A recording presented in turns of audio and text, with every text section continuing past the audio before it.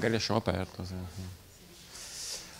Okay, so thanks for being here. This is the third Casalegno lecture by Professor Robert Stalnaker, MIT. So the title of today's lecture is The Projection Strategy. Please. Hey, thank you. So, so far, particularly last time, my arguments, such as they are, have been mainly negative.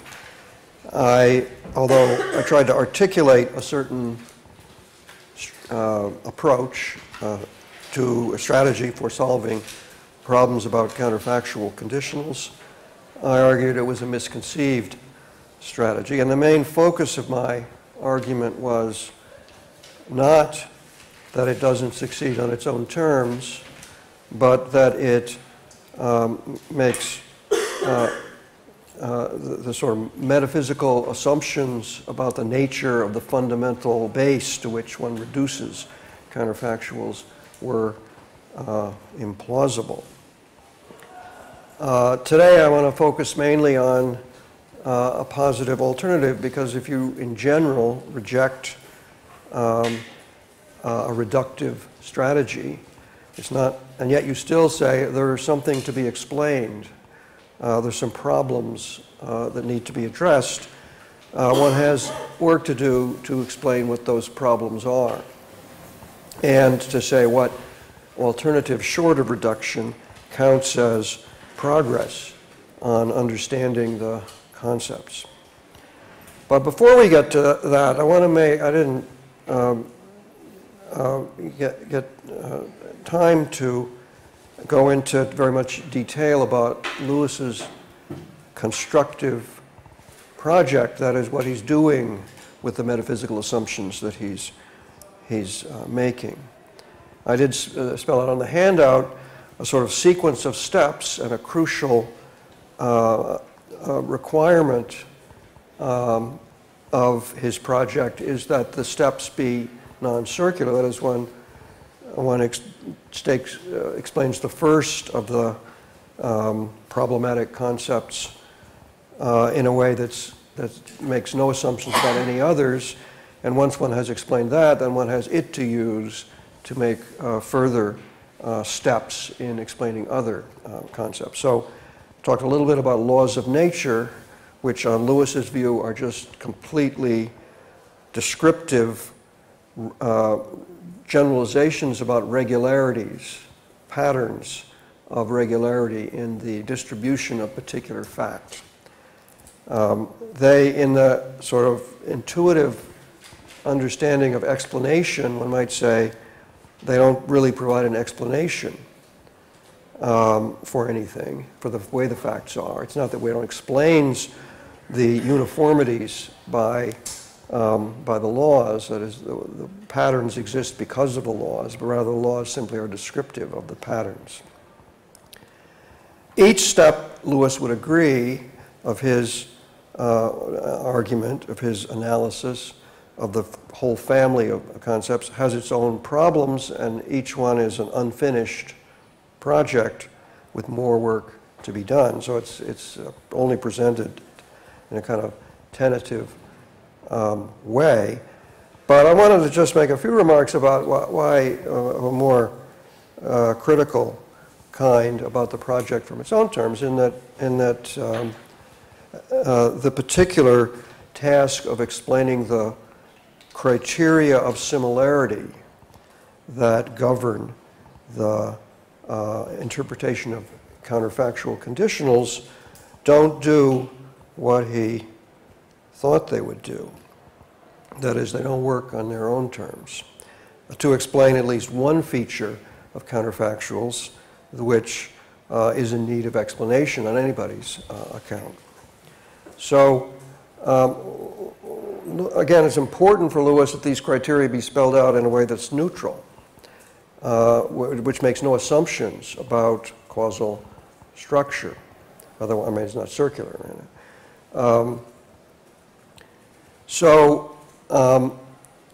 We do have, however, the notion of a law of nature to work with, because that's something which explains prior to the... Goodman assumed in his analysis that the laws remain fixed in the counterfactual. I mean, they were part of the factual things that could be held fixed and used to derive the consequent of the conditional. Lewis, and this is one of the surprising discoveries of his work, says, at least on the assumption of determinism, you cannot keep the laws fixed. So his criteria don't say, first priority, keep the laws intact, because, well, we'll see. We'll talk more later about the problems with conflicts with determinism. But instead, the most important thing is to keep the little facts exactly the same over as large a stretch as possible. So a world in which is precisely the same descriptively or over a range of time is a closer world than one that's all other things being equal, which diverges more often or sooner or later or whatever. So hold the particular facts fixed for a long period of time.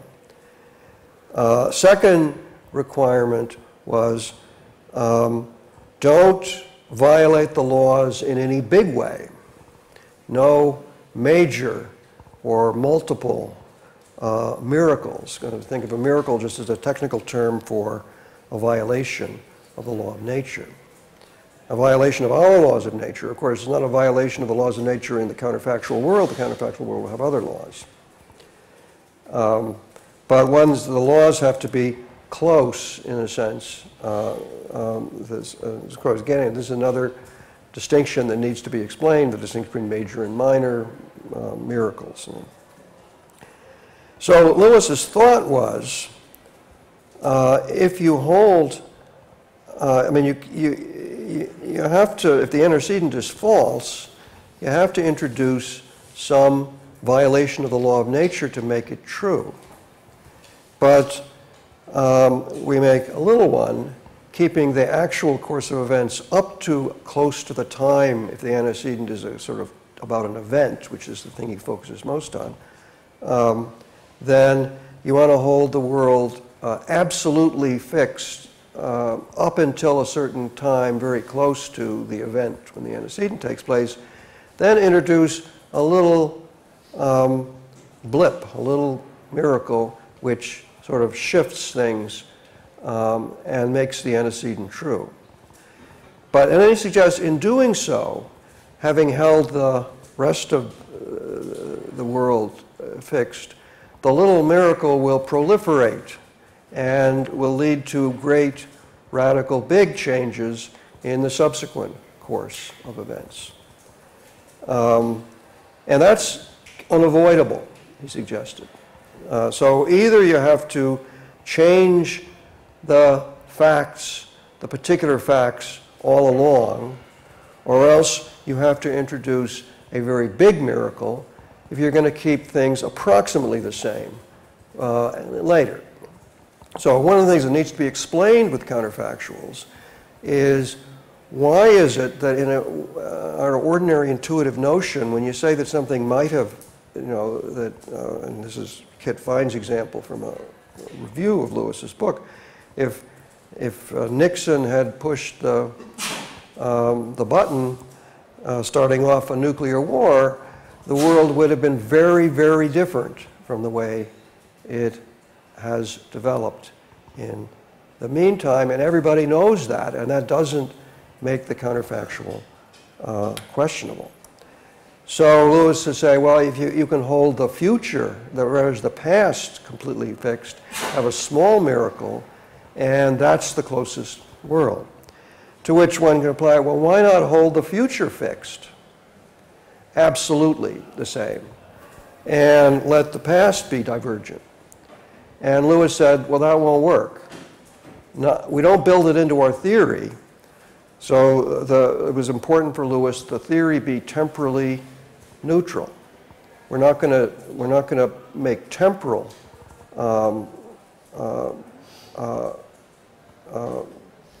have temporal criteria in our, and the reason was, he wanted to say it's a fact about the world that causation has the asymmetries that it has. We want to explain the temporal asymmetries of causation. We don't just want to stipulate. Some people, in looking at Humean analyses, have said, well, causes are simply regularities, but the one that comes first is called the cause, and the one that comes later, if there's a constant conjunction, is called the effect. And that's just to stipulate that causation is forward in time. And Lewis wanted to explain it as a de facto regularity, something that derives from the features of the natural world. But given the symmetry in the fundamental laws of nature according to a deterministic theory, if you're a determinist, then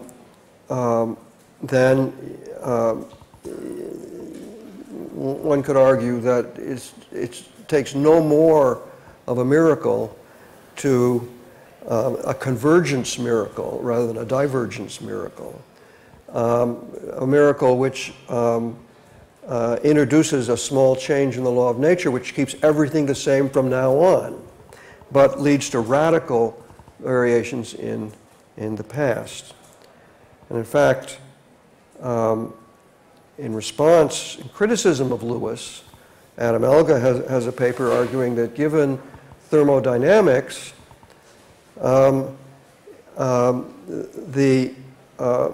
the change in the world to create convergence so that the microstates of the world are exactly the same from now on is just as easy, just a same kind of violation of law as the one that keeps the past the same and changes the future. You can't do both without bigger miracles maybe, but you could do either one symmetrically. So the idea is that it's at least argued that Lewis is sort of implicitly bringing in some sort of causal intuitions into the assumption that there's an asymmetry which is explained by his way of making these distinctions. Now, it's not that I have, on my strategy of how to deal with these problems, a better explanation of the nature of the asymmetries in causal structure. It's a feature that's there, and it is a problem to explain the relationship between stipulation or something that's part of your theory, your conceptual structure, which imposes this regularity, and the extent to which it's in the facts about nature. But at least we'll look a little more at that, particularly when we get to action, where asymmetries are particularly important. Okay, so that's just to suggest that it's not so clear that Lewis's strategy works to even solve the problems that he himself was most interested in solving. But today, again, I want to focus more on the alternative strategy. But I'm going to start with the example we looked at, it came up more in discussion, but the famous example of Alan Gibbard's of the Mississippi riverboat. So we talked about this, so I'm not going to go into detail, but on the handout it sort of spells out in detail. And there's a very artfully designed example to try to make it very difficult to explain on a truth conditional propositional account how the context could be different in these two cases.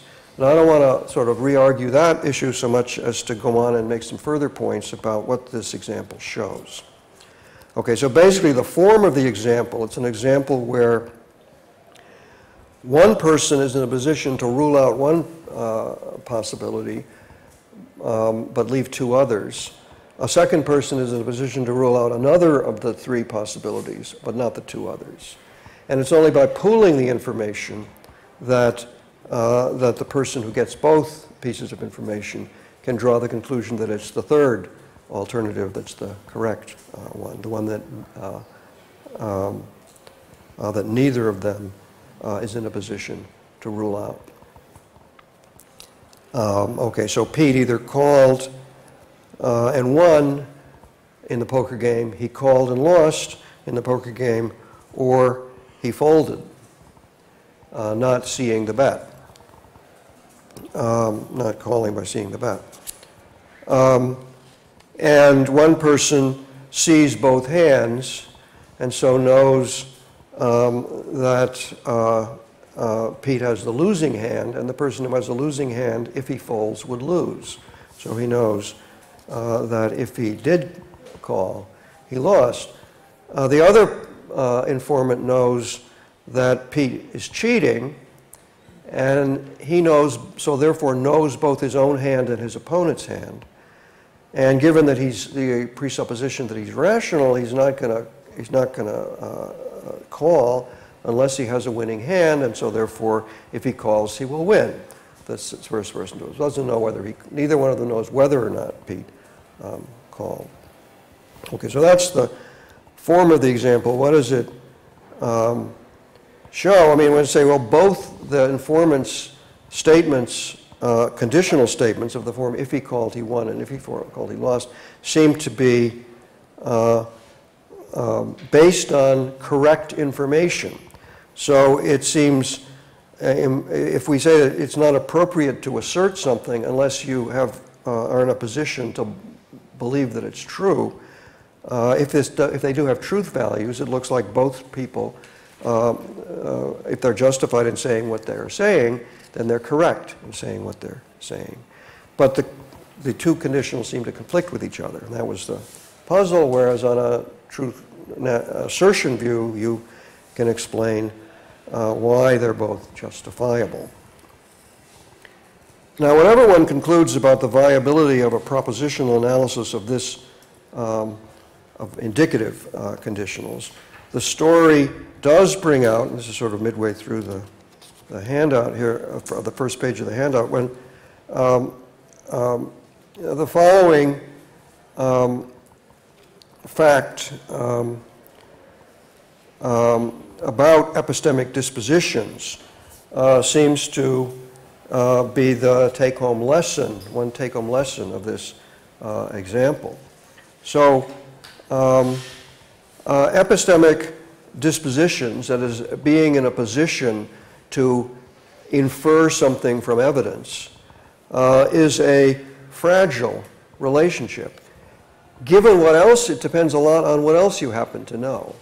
So one can construct, and this is only one example, it would be easy to construct many examples of this kind of thing, where the same piece of evidence, given one person's background knowledge, would lead one to infer one thing, and the very same piece of evidence would lead a different person with a different background set of beliefs to draw the opposite conclusion.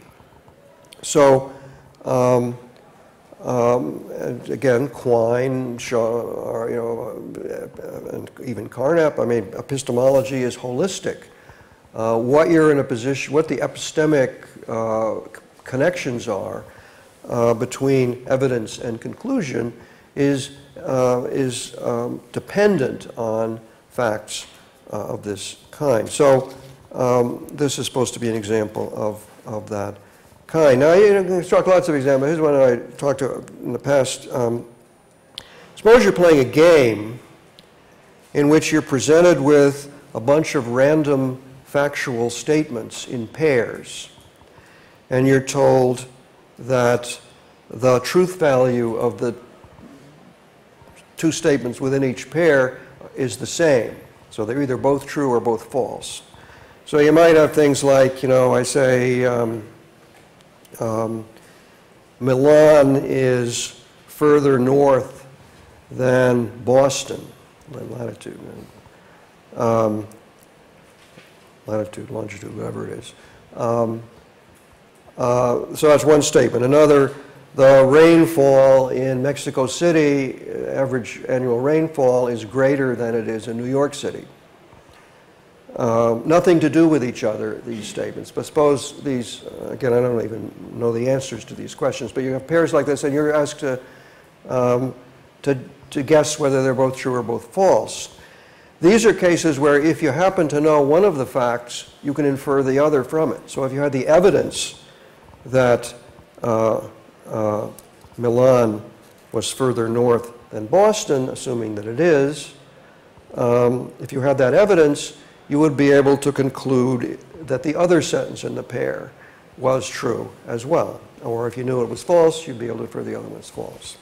So this is an epistemic connection which is wholly contrived by presenting a person with certain testimonial evidence which gives them reason to make the connection. But no one should look for connections in the world to sort of stand behind the legitimacy of the inference from one of these things to the other. So you cannot move directly from epistemic relations to relations of some kind between facts that the propositions are about. But the observation about the fragility of epistemic and the variability dependent on context of epistemic relevance does not mean that it's not possible to find some more general principles about epistemic relations. That is, to more general statements grounded in facts, which generalizations about when, at least under normal conditions,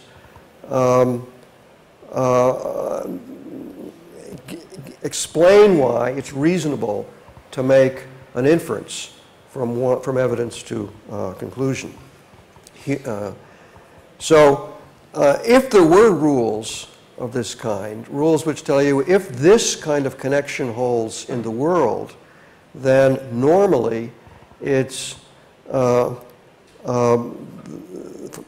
learning that one of these facts, one of these propositions is true, gives you evidence for the other, then that would give you reason to try to find out those kinds of facts.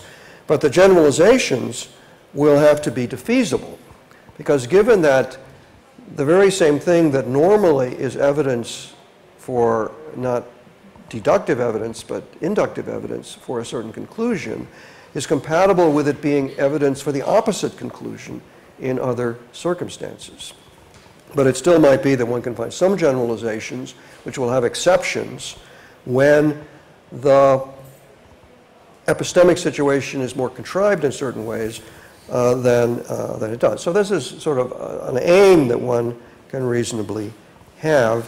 And it's clear enough, before we get to the question of constructive explanation of a general kind, it's clear enough that counterfactuals play a role in stating such generalizations, in making inductive generalizations. So look at further reflections on the Sly Pete riverboat story to see this. So Sly Pete did, as expected, fold. That is, he had the losing hand. He knew he had the losing hand, and so he didn't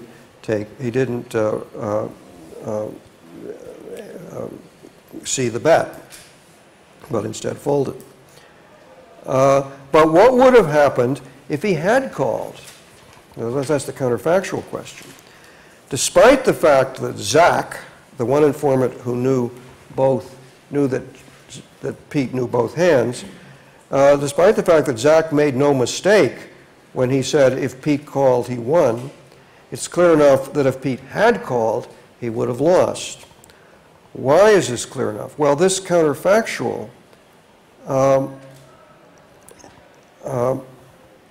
helps to explain both why Pete didn't call, since he knew that the counterfactual was true. it was because he knew the counterfactual was true that he chose not to see the bet. And it also explains why Zach, the informant, was in a position to make the indicative conditional claim that he made. That is, Zach could have reasoned, and this is the bottom of the handout on the first page, Zach could have reasoned in this way, Pete, this is Zach speaking now to himself, Pete knows what the cards are in both hands. So therefore he knows whether or not he has a winning hand. Now if he has a losing hand, then he knows he would lose if he called, and so therefore he won't call unless he has a winning hand. Zach doesn't know that the counterfactual is true, that if he had called, he would have lost.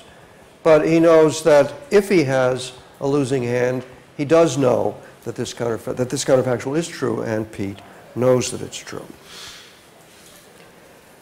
So this is an example of the use, on the basis of Zach, of a counterfactual conditional as playing a role in why he's in a position to make the inference, the inductive inference from his evidence that he made. And Dorothy Edgington emphasizes this in her work, even though she rejects the idea that counterfactuals have truth values. But she wants to say we use counterfactuals in empirical inferences to conclusions about what is actually the case. That is, again, this is the question, what's the role of counterfactuals? Why does what would be true if things that we know aren't true were true? Why is this of any interest if we're interested in what goes on in the real world? And as she emphasizes, and as I want to emphasize, they play a central role in epistemic reasoning.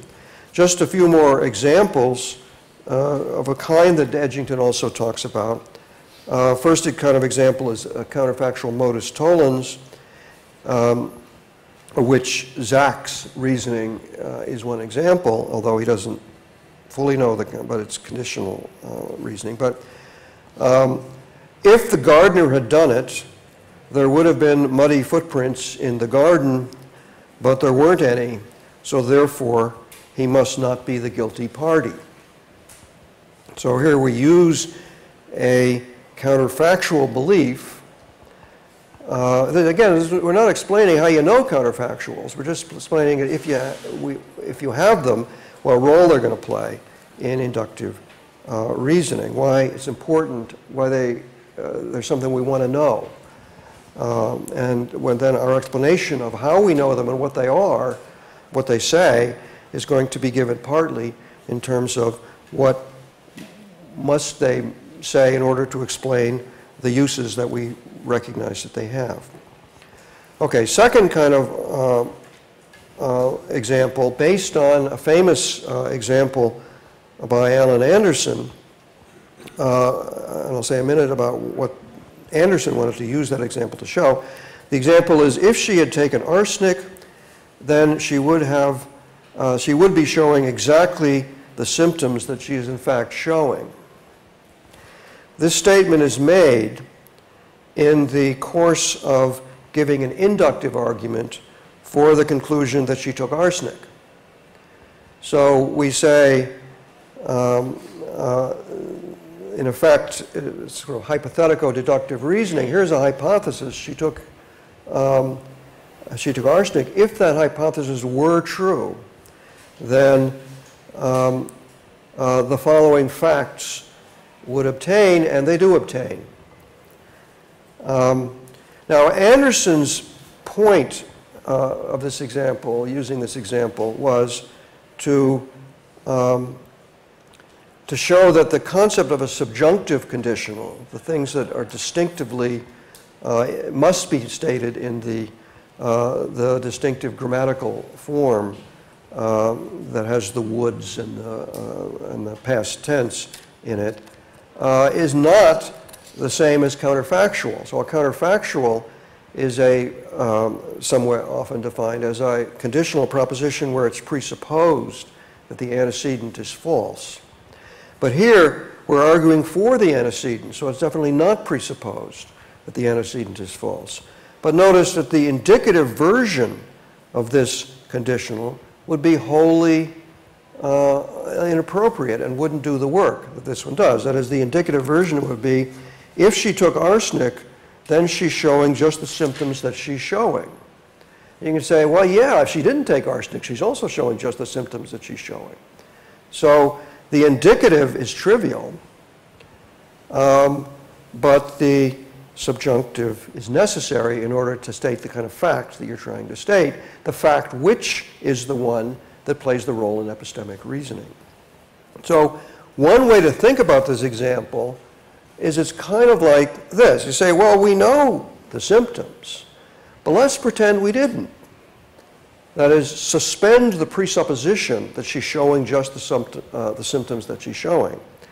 And then ask your case, say, even under that condition, even under this sort of more robust condition about our particular local epistemic situation, we still would be in a position to infer from the hypothesis that she has arsenic that she's showing just these symptoms.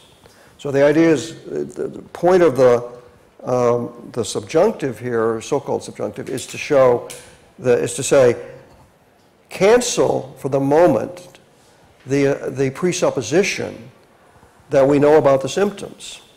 And we're still in a position to make the conditional claim. And that's why we put it in the subjunctive, to indicate that we're canceling some presupposition. But if you think, what we're looking for in terms of finding generalizations for helping us understand generalizations about inductive reasoning, then we're looking for assumptions which are robust, which would obtain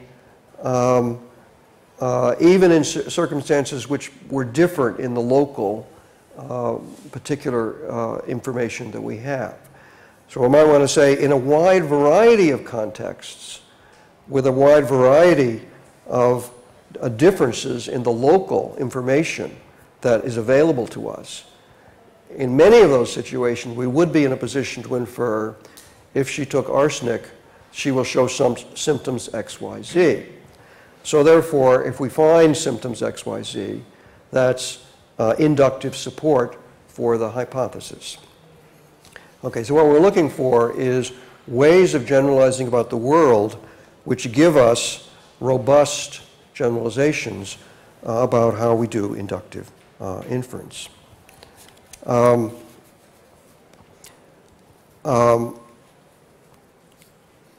So in general, and the reason why this sort of hypothetical deductive reasoning, I mean, in general, to assess the force of evidence received, we consider how likely we would have received that evidence on the various alternative hypotheses. So those are counterfactual suppositions, and they play a very natural and unclear role in the kind of inductive reasoning we engage in.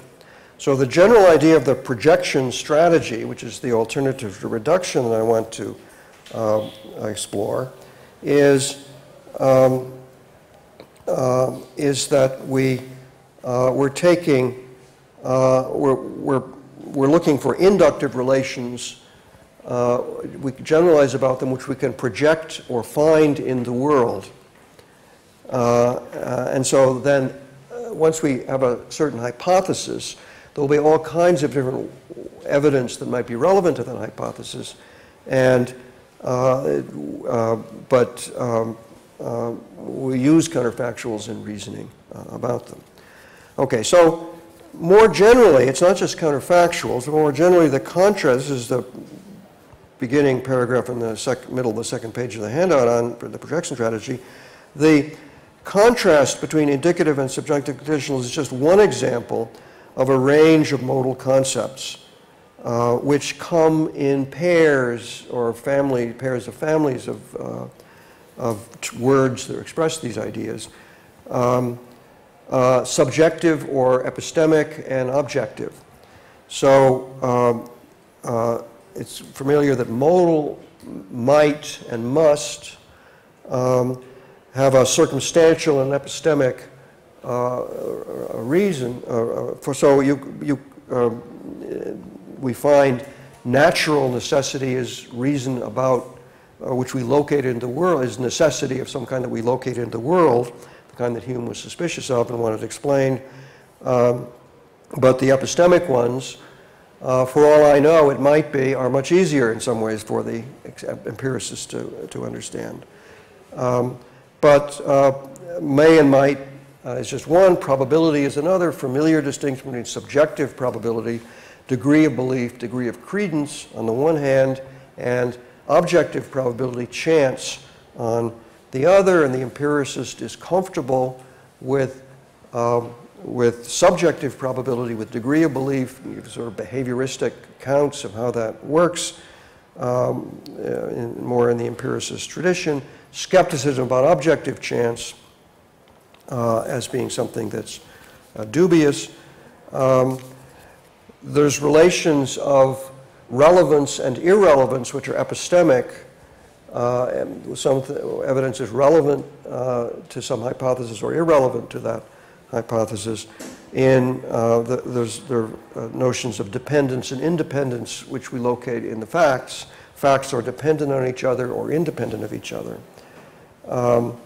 Explanatory relations, causation is a kind of, the causal explanation is trying to use certain kinds of facts about the causal structure of the world to explain things, but explanation is also an epistemic notion. So one has a wide range, just looking at intuitions about modal concepts between these two kinds of things. And the general, as we saw, the general sort of empiricist bias, not bias in a pejorative sense, but just their principles of what needs to be clarification, is that the subjective notions are simpler and easier to understand, and we want to somehow use them to help understand the more objective ones to the extent we can at all. And one of the sort of ideas here then is to take the objective concepts generally to be projections of the subjective ones onto the world, the epistemic ones onto the world. Now, the interesting thing about the projection strategy is that it begins as a kind of explanation for a mistake, right? And all the examples I'm going to give are examples where at least one proponent of the view regards it as a kind of error, the projection, as if, but I'm going to suggest there's an alternative way of understanding the projection strategy, which is more constructive and less critical. Okay, so starting with Hume on causation, which is the sort of starting point of the idea here. So quoting Hume again, on the whole, necessity is something that exists in the mind and not in objects. Nor is it possible for us to form even the most distant idea of it considered as a quality in bodies. So the idea is the problem with the idea of natural necessity is it's a projection of an idea which essentially has to do with relations of ideas onto the world, to sort of locate it in the world where it doesn't belong. So the Humean distinction between matters of fact and relation of ideas, ideas are connected in semantic, we would say, he emphasizes the sort of mentalistic side, but more contemporary, or not contemporary, but modern empiricists would have put the emphasis on semantic relations of ideas. So the idea that one proposition entails another, or the application of one concept entails the application of another. This is a relation of ideas of things, but it doesn't give you any conclusions about distinct matters of fact. So no relation of ideas can give you a connection between, or be a rationale for a connection between one event and a distinct event taking place at a different time. So causal connections, which are connections between distinct events, the very idea that there should be a necessary connection is a mistake. So again, the idea, we start with the idea that Humean presupposition that all ideas are copies of impressions, or somehow reducible to things that are copies of impressions, then the notion of necessity is not an impression, it's something wholly in the realm of ideas. And so it's not something which can give you an idea at all. You can't form any idea at all involving the notion of necessity in a coherent idea of connections between facts.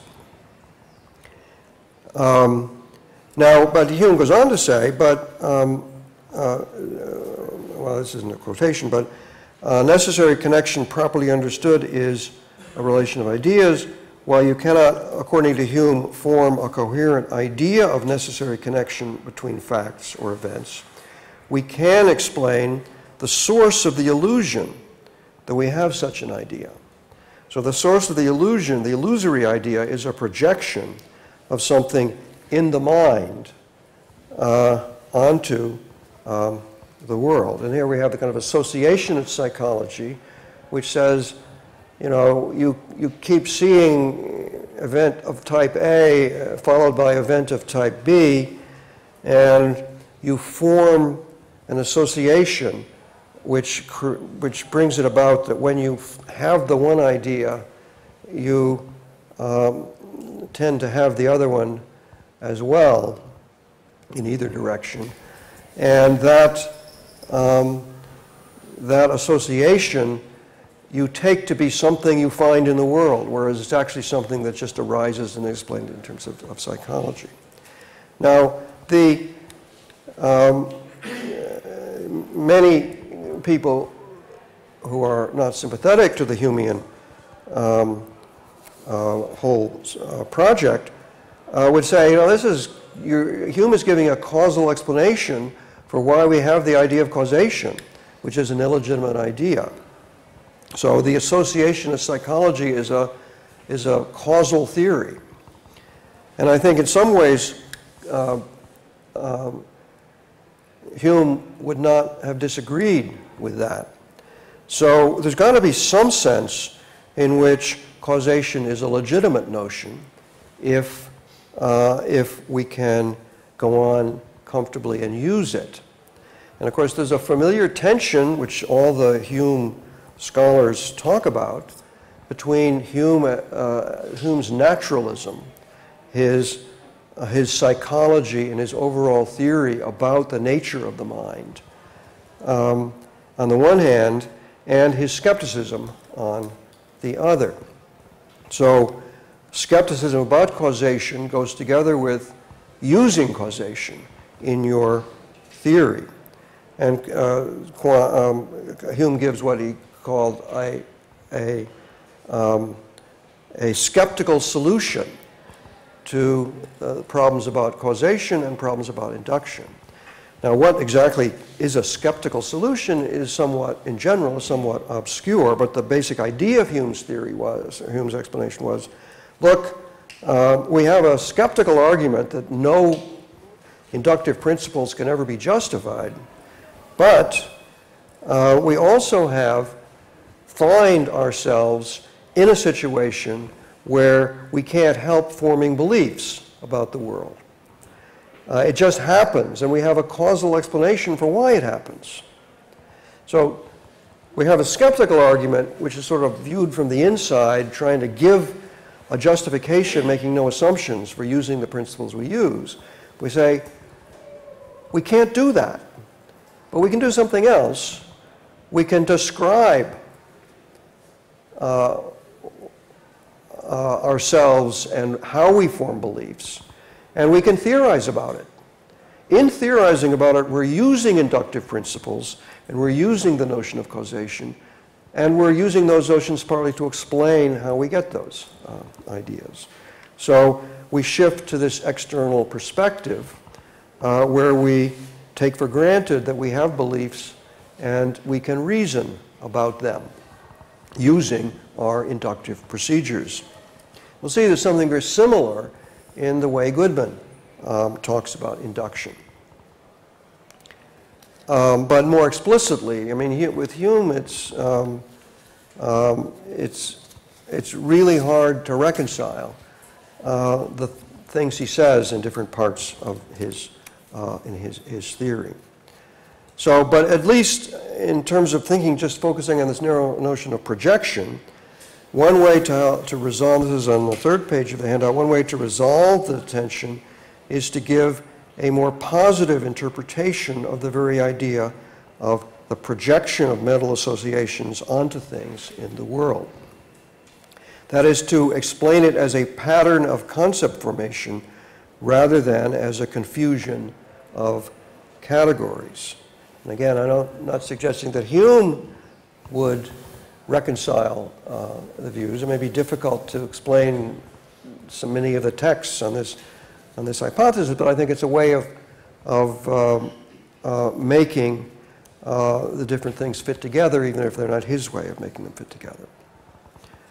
But one of the things that's clear is that when he's in his naturalistic mode, Hume puts great emphasis on the role of causation in inductive reasoning. So the final quotation in the Hume part of this, all reasoning concerning matters of fact seem to be founded on the notions, on the relation of cause and effect.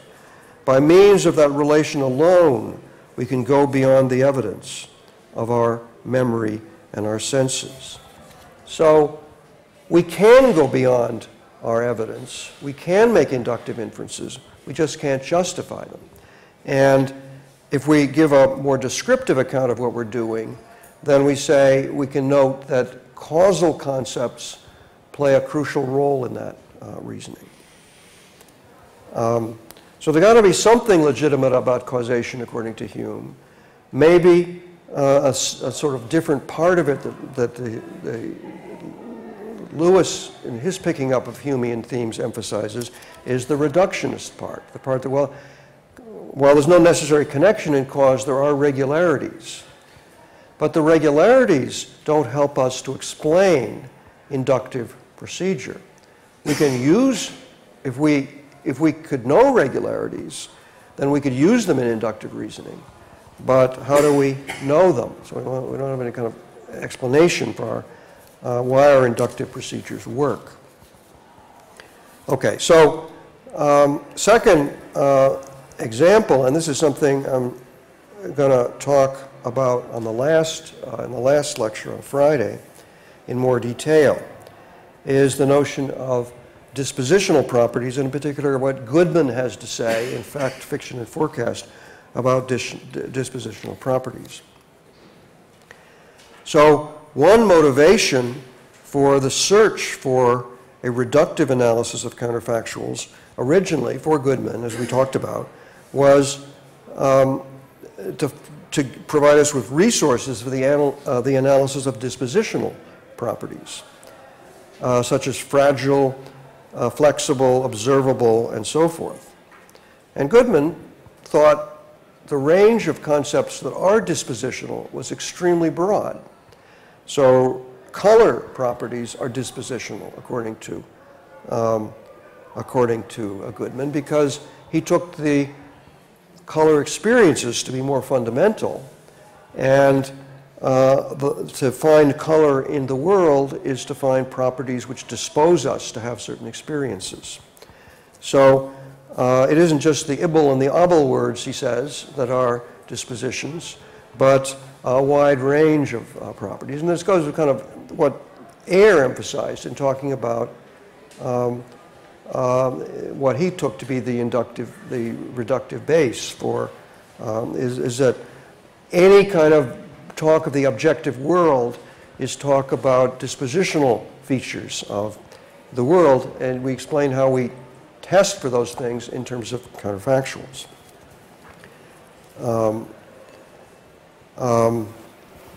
Okay, so the Goodman says, after his acknowledged failure on his own terms in giving a reductive analysis of counterfactuals, says maybe, or I suspect, that the problem of dispositions is really simpler than the problem of counterfactuals.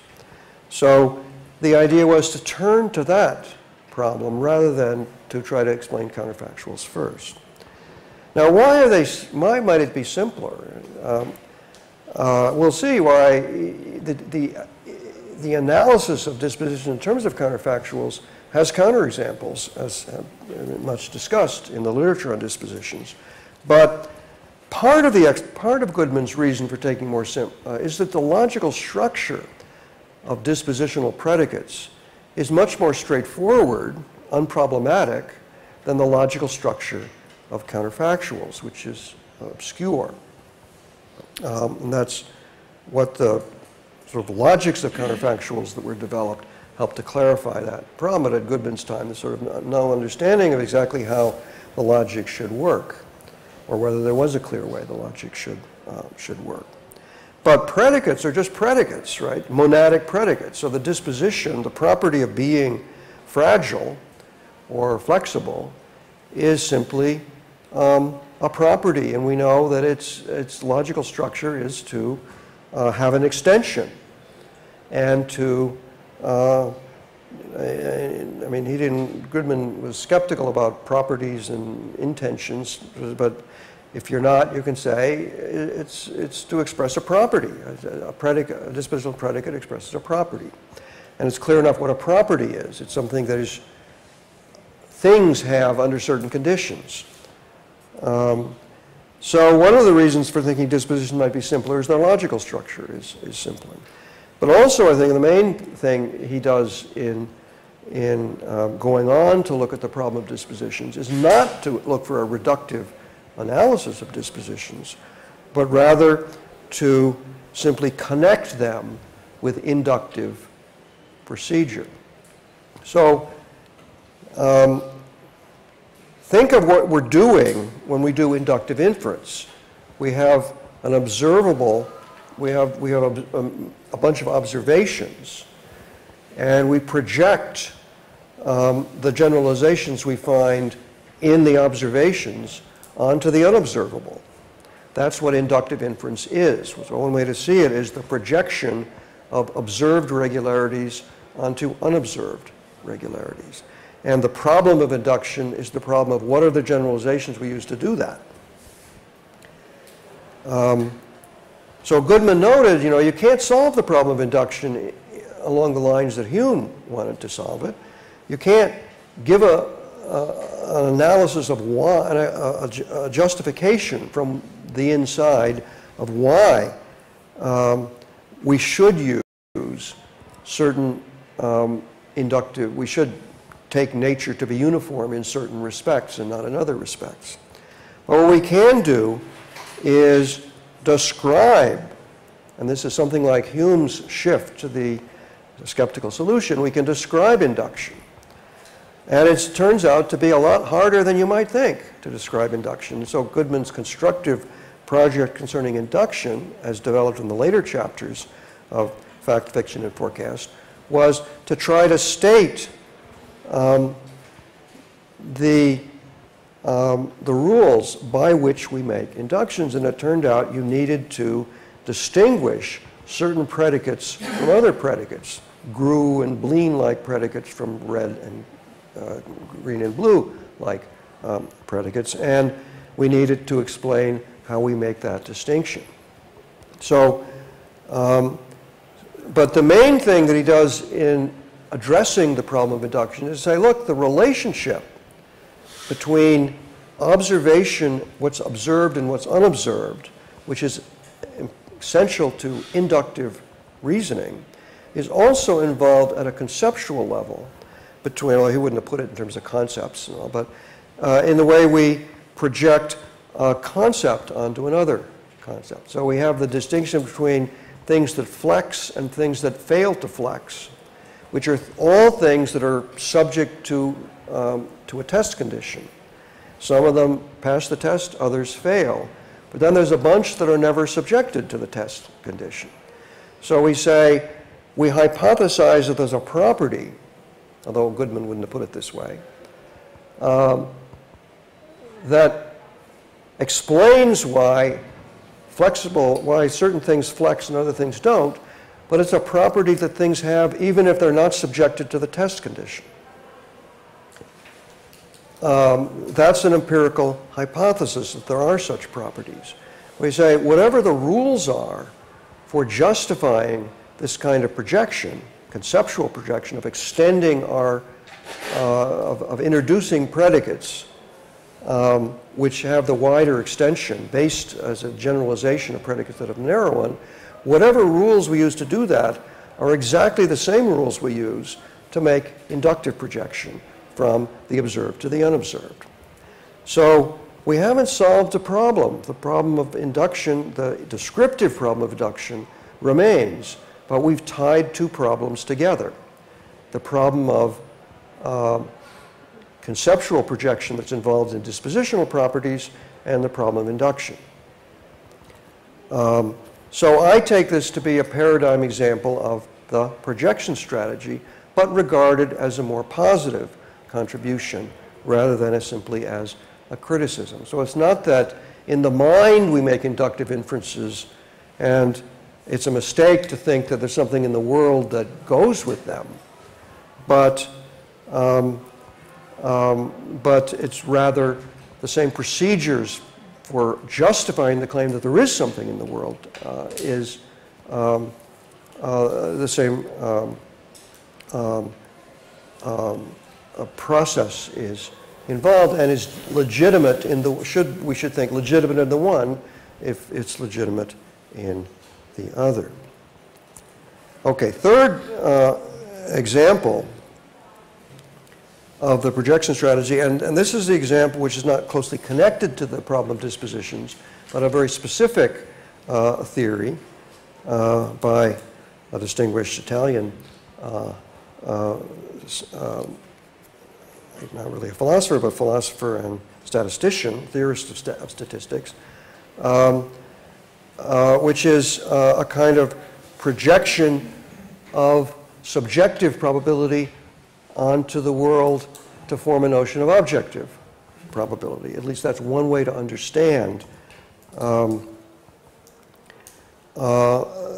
upshot of a mathematical result that Bruno De Finetti develops.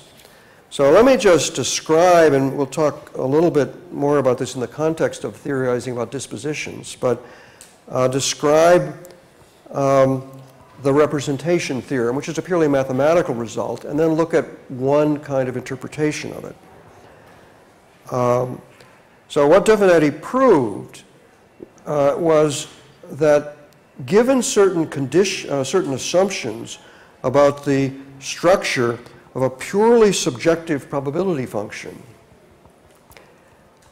which represents degrees of belief, one could represent that credence function as a mixture of probability functions satisfying a stronger condition. That is, the mixture means you can say the probability of such and such is equal to a weighted average of a bunch of other probability functions weighted by some parameter.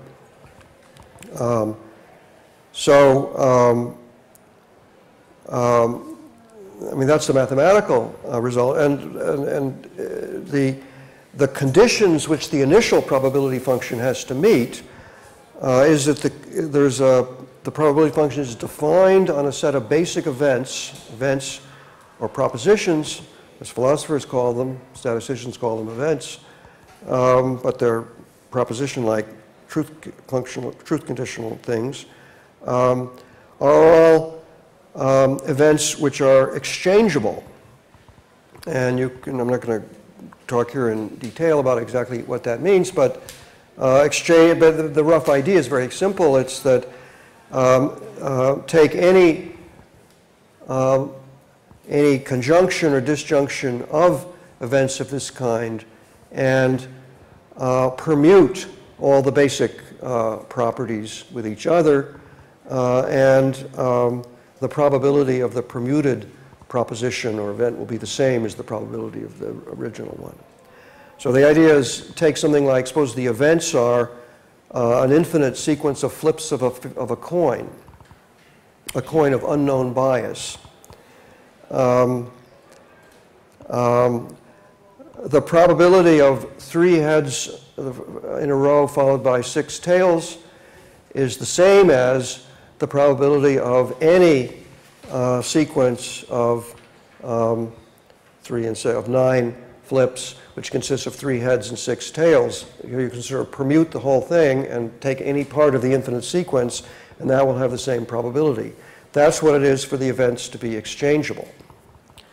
Okay, so then the claim is, if we have a sequence of exchangeable events, a probability function which satisfies the test condition of exchangeability, then that probability function can be represented as a mixture of probability functions where the events are stochastically independent, much stronger condition.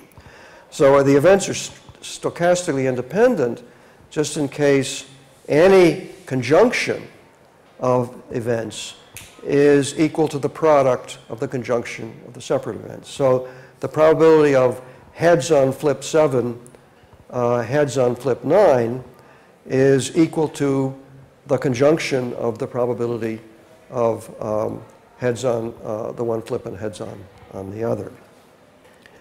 And of course, all the heads events will have the same probability, but also their conjunctions will have reduce it. So you reduce it all to the probabilities of the single events. Now that's a much stronger condition, but it's a condition which would be satisfied by a chance function. So suppose we had a sequence, suppose the sequence of events was a chance sequence with an unknown bias of the coin. So the coin, say, might have a bias 1/3, as a matter of fact. Then the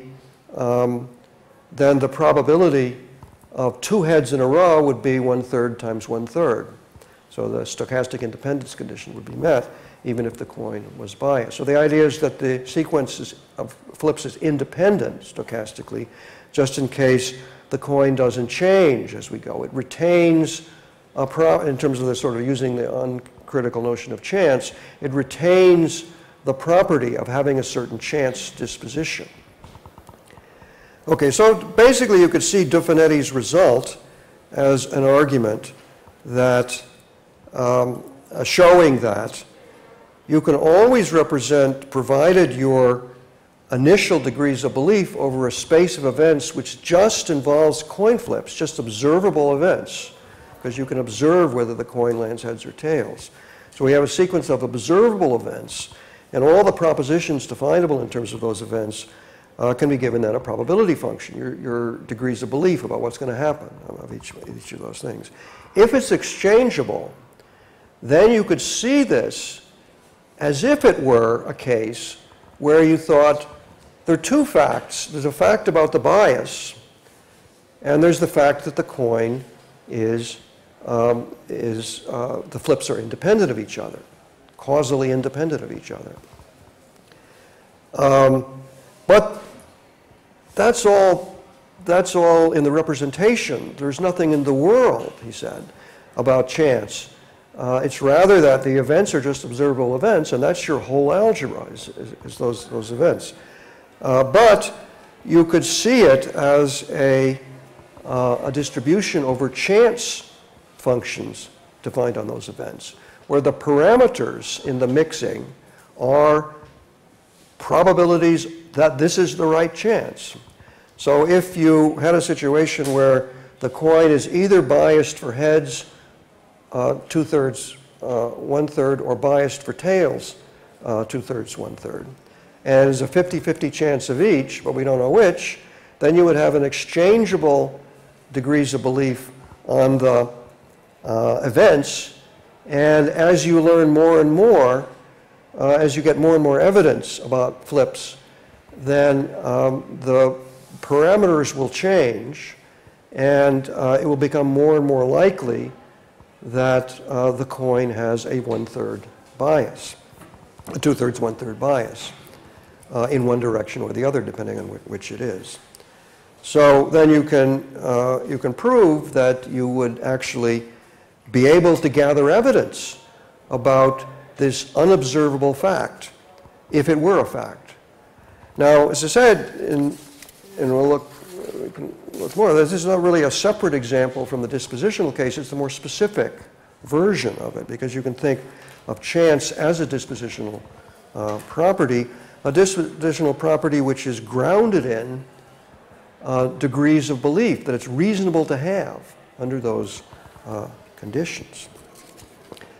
Okay, so now as I say, Dufanetti is a resolute subjectivist who regarded his theorem as explaining the appearance of objective probability. Why do we incline to think there's such a thing as chance? And we have this sort of robust belief, and it plays a role in our inductive theorizing. It's because we can interpret the appearance of this objective feature as something that's derivative from the properties of a purely subjective probability function. So the more constructive way, so Dufanetti thought this is an explanation of an error, how we can help ourselves to the notion of chance without really believing in it. But you can also see it as a more constructive account, as saying why, if there were such a property as chance, the empiricist is skeptical about theoretical properties. You can't observe directly the chance of a coin. All you can do is flip it a lot of times and then make some judgments about it on the basis of that. But Dufanetti's theorem also helps to explain why, if there were such a property, then we would have reason to take the flips of the coin as evidence for that chance. And we'll be able to explain how the ordinary Bayesian reasoning, which involves hypotheses about chance, and the probability for Bayesian reasoning, where you take the probability of the evidence to be probability of a hypothesis given evidence is related to the probability of evidence given hypothesis, and we can explain how you use those kinds of things to do inductive reasoning. Okay, so the ideas here we have, recall A.J. Ayer's remark, it's only at some level of theory that we can form any picture of the objective world. Only in some theory that we can go beyond chance events, just the flips themselves, to something underlying them that explains them. But we need the theoretical resources provided by counterfactual conditionals, dispositional properties, powers, capacities, dependencies, in order to give an adequate description of the objective world. The anti-reductionist thesis about such ideas about natural necessity is not that there is a level of theory that is irreducible to the level of fact, but it's rather that there is no level of fact that is characterizable independently of theory, where theory here refers to powers, dispositions, relations of causal dependence, independence, and so on. And what the projection strategy suggests is that the process of forming a theoretical picture of the objective world proceeds proceeds sort of in interaction with, together with, the process of forming inductive policies by which we test and confirm that theoretical picture. So as Hume suggests, causal notions will play an essential role in our characterization of our reasoning about matters of fact. But we can't get any causal ideas until we've already done some inductive reasoning. So we've got to sort of march together with these views in forming inductive procedures. Now, the thing I'm going to emphasize in the last couple of lectures is the central role that a notion of independence, a causal notion of independence, plays in all of these stories, the story of Goodman's, the story of De Finetti's, and so on. And in general, you can say how a notion of independence plays a very strong role in our ordinary thinking about inductive procedure. Why do you need random samples? What is a random sample? So the idea is you use a property of a population to pick out a sample, which is known to be causally independent of the property you're testing for. Well, who knows what's causally independent of what, right? You might be not very knowledgeable about what the causal relationships are between things in this population. But one thing we know, if you take a randomizing device and select members of your population using that random device, that there isn't any causal connection between the properties of things in the population and properties of your device, which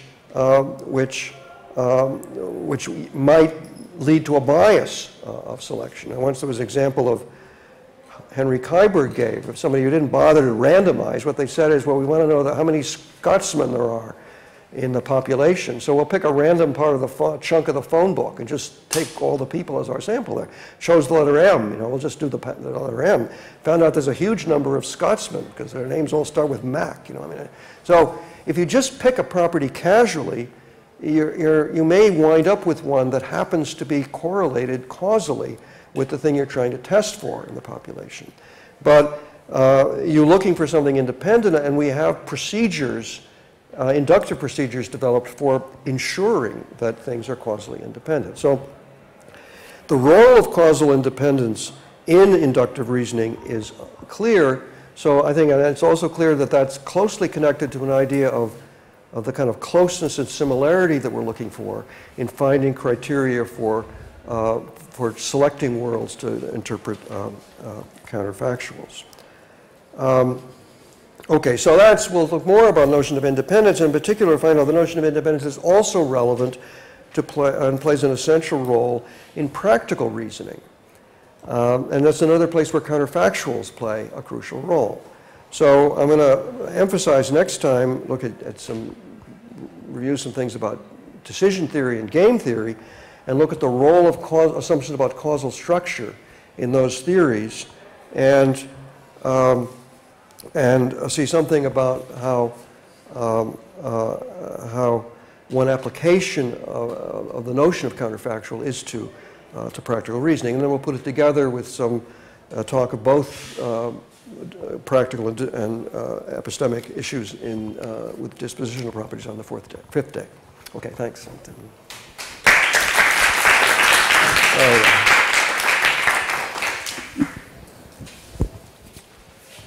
Okay, so Dave.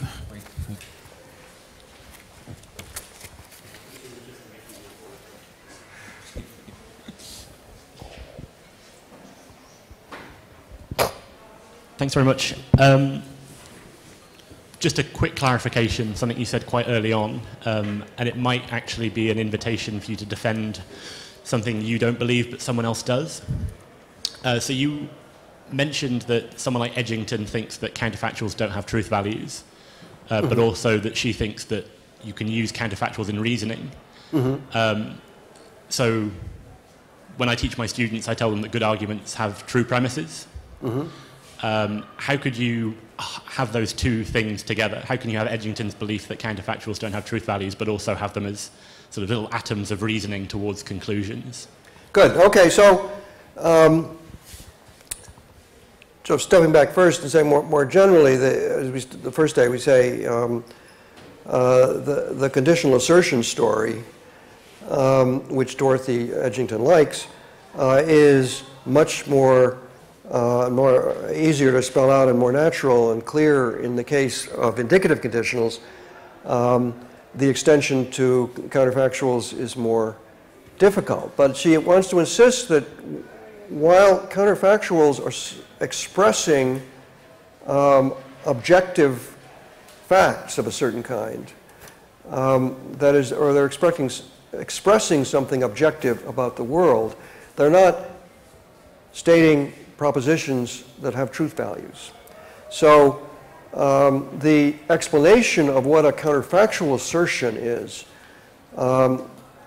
going to involve objective probability. And exactly how, so in some ways, she's not a skeptic, she's not a Humean skeptic, she's not someone who's skeptical about the notions of causal independence and the notion of chance, but wants to have a theory that has objectivity without truth values. So the idea is that a counterfactual might be highly probable. Even, and whether it's how probable it is objectively might be, or no, it's not that the proposition itself is objective, but it should be expressed by a chance conditional relationship. So, and again, a lot of problems of detail about how to work things out, but that's the general strategy as I understand it. So, I mean, in particular, she gives the example, which you talked a little bit about one of the days, of plane crash. The fortune teller said, if you take that plane, you'll be killed. She dismisses this as ridiculous, based on tea leaves and so on, so no point. And but she misses the plane through independent considerations, and the plane, in fact, does crash. And she says, that's just a horrible coincidence. But nevertheless, she says, but she was right. I would have been killed if I'd taken that plane. So it looks like, what do you mean right? Because this seems to be a paradigm example of something that's true, or at least correctly asserted, even though unjustified by the person who asserted it. It's not unjustified by her now, but it's unjustified by the original. So you have a clear distinction between what's assertable or reasonable and what's true. But we don't want to use truth, we want to, but what's objective or something like that. So he wants to extend the notion of objectivity to apply to a chance relationship. Then she goes on to sort of justify that by saying, it could have happened that 85% of the people were killed on the plane, and they were pretty much distributed through the plane, so even if she had taken it, there's about an 85% chance she would have been killed. And so we want to say that's as far as you can go as far as objective facts are concerned.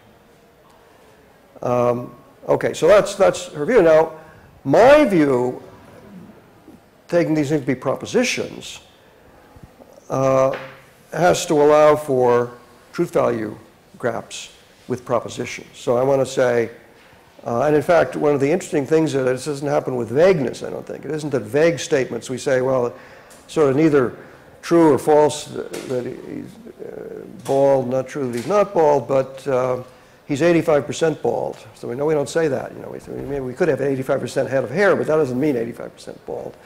85% bald would have a lot less than 85% hair. So if there were such a notion. But nevertheless, there are cases where we have truth value gaps, where we do want to talk about probability. So the theorist who believes in that there's no fact of the matter about the future. There will be a fact of the matter, but not one even now. But there are probability values about the future. So there can be chance events. It's already set that there's an 80% chance there'll be a sea battle tomorrow, and we can assert that as being now true, even though there's no fact of the matter about things. So we can have things that are neither true nor false, which have probability values, and I think that can happen with chance. Thanks very much. Roberto. Thank you. So I wonder at which conditions is projection of the subjective onto the world tenable, or maybe in more descriptive terms, at which conditions can it be performed? So I'm thinking about this. Take human causation. On the one hand, we have undefeated beliefs on regularities. So undefeated conditional beliefs that you have something and conditionally on that, something else follows. On the one hand. On the other hand, we have causal connections, causal relations. Okay, that's the, let's say, result of the projection. Yeah. Okay, but in many formal theories, beliefs have a very non-monotonic flavor. I'm thinking of the conditional beliefs in the sphere systems by Hugh, Lewis, Groove, Olivier Borde, and causation seems to have not, at least according to the theories that see causes as sufficient conditions. So my question is, given a phenomenon, belief, about regularities that has certain logical features, like a non-monotonic flavor, and given its subjective counterpart, effect of the projection, that hasn't these features, okay, what's the ingredient, what's the thing that would bridge the two? Why are we entitled, why is it legitimate, as I think it is, to project? Good, good. Yeah. Yeah, well, that's a good question. And part of the idea of saying that the process of forming inductive rules and the process and sort of refining our notion of how what good scientific reasoning is in a case where you're uncertain about things proceeds together with forming theory. So you learn some things about some very general things, which hypotheses about the world, maybe with high qualification, which you think we now have good reason to believe those things. And then that helps you to see why certain more specific procedures are reasonable for testing for things we don't yet know.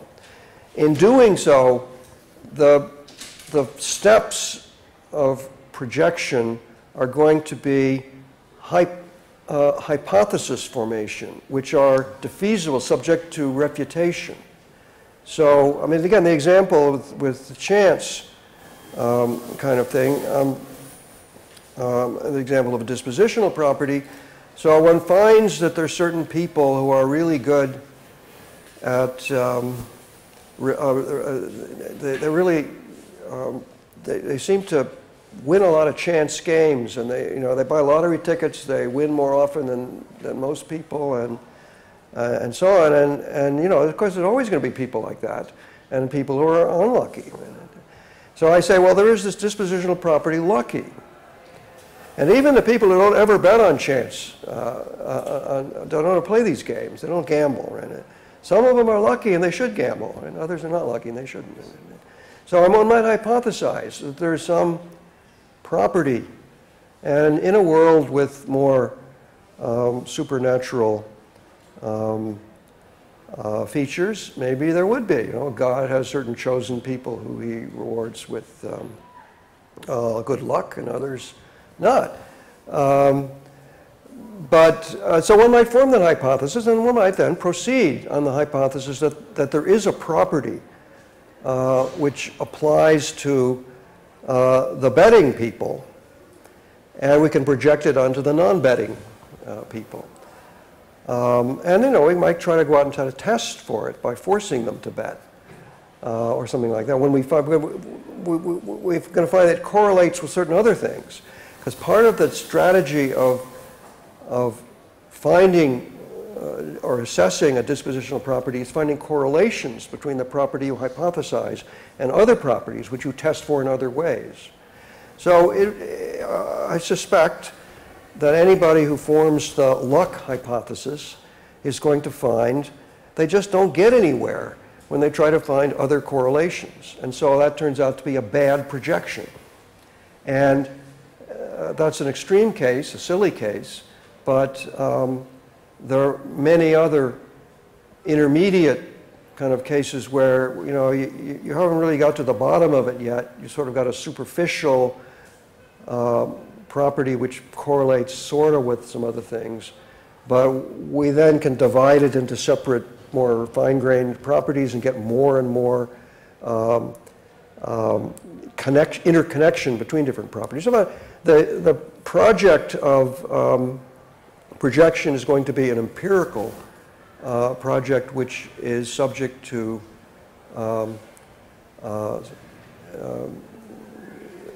misstarts as you go. So does that help address what you're worried about? Or? Well, partly, but I was more interested into, I mean, the issue was, I believe there might be a gap in the logical properties that we have when we reason about, the example I made, beliefs, and when we reason about causes. That is, I mean, my question wasn't about how we empirically go and test the hypothesis and the projection.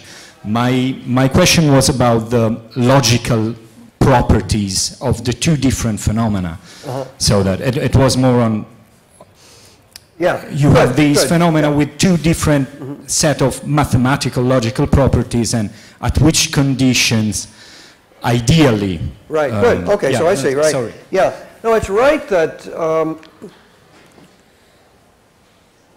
if you generalize about pure epistemic reasoning, with conditionals, but also with some other, like belief revision structure and so on that you're interested in, there will be certain features which are distinctive, which are tightly tied to the direct inductive application. And in doing the projection, as I said, given the variability and fragility of the reasoning on the pure belief level, you've got to find generalizations which are defeasible. And that's going to give rise to a coming apart of these things, and that's going to give rise to a different logical structure. But it's a big problem. If you're operating on the pure epistemic level, it's, as I mean, the empiricists are right that it's a lot easier to reason about the subjective notions, the purely epistemic notions. When you start looking at where the defeasibility comes, and why is it that the way we do it should have the different structure that it has, that's a further issue, and you've got to look particularly, and we'll talk later, I mean next time, about lots of the causal notions on a very abstract level. If we look at them abstractly, they have a kind of tree structure to them, and a strong asymmetry. And this is the thing talking about Lewis's problem of trying to explain this. And we defending a projection kind of strategy also have the problem of why should the background causal notions give rise to a kind of tree structure, or chance does, and a chance model. And that's a big problem, and I don't have a fully satisfactory explanation of why that should be, but I think that's an outstanding, very abstract structural problem about this thing, but it's a good place to focus one's attention, I think. Thank you. We have Francesco.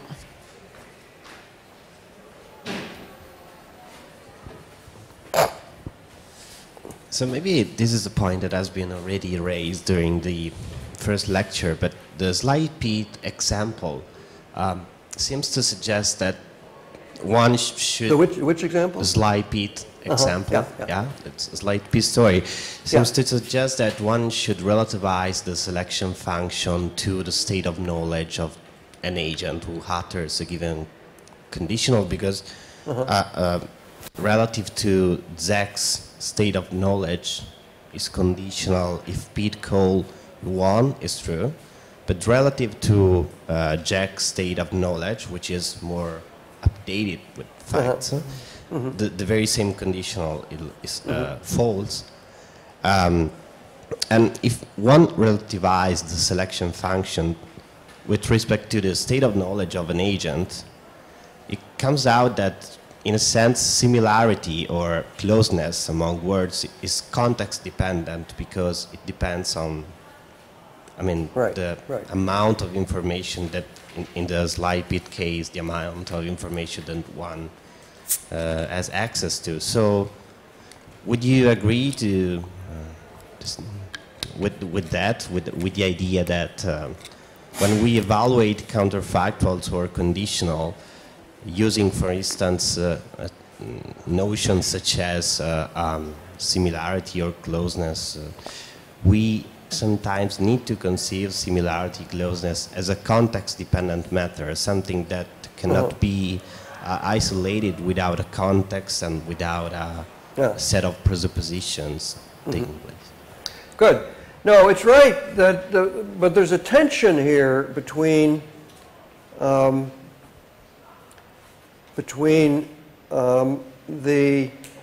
focus on the individual, the individual's beliefs, and the focus on communication.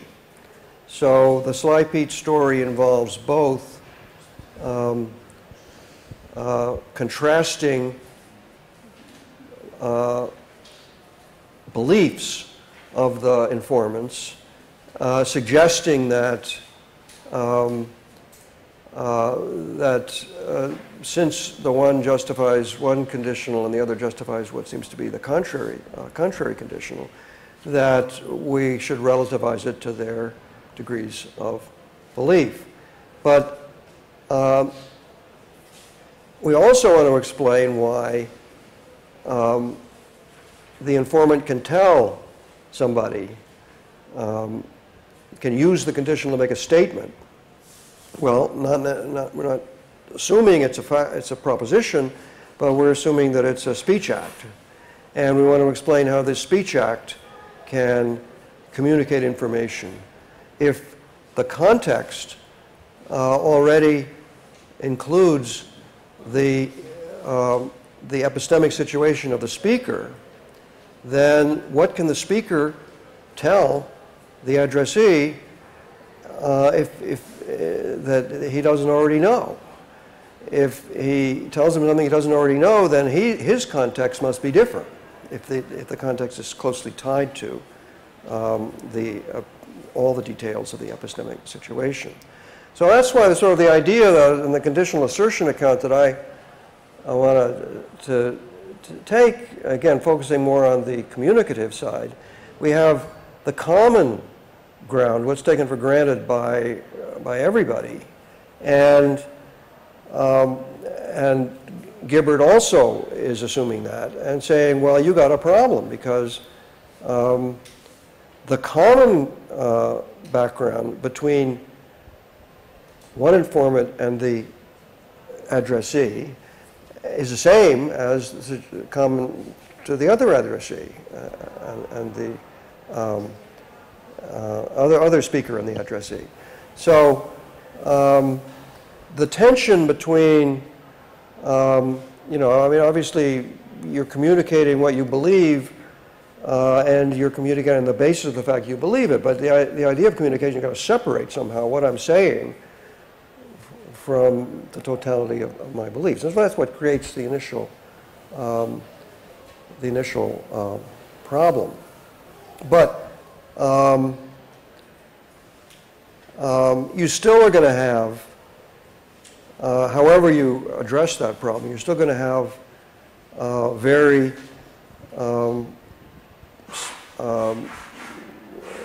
very strong dependence on the particular epistemic situation. And what you're certainly not going to get on this view is something detachable, which you can take away to a situation which is wholly different in terms of what everybody knows. So you're looking, when you're turning to the question of counterfactuals, you're looking for something more robust, not just for its epistemic role, but also as a proposition which, once you learn it, you can take it to another situation where people know different things and tell them. So that's it.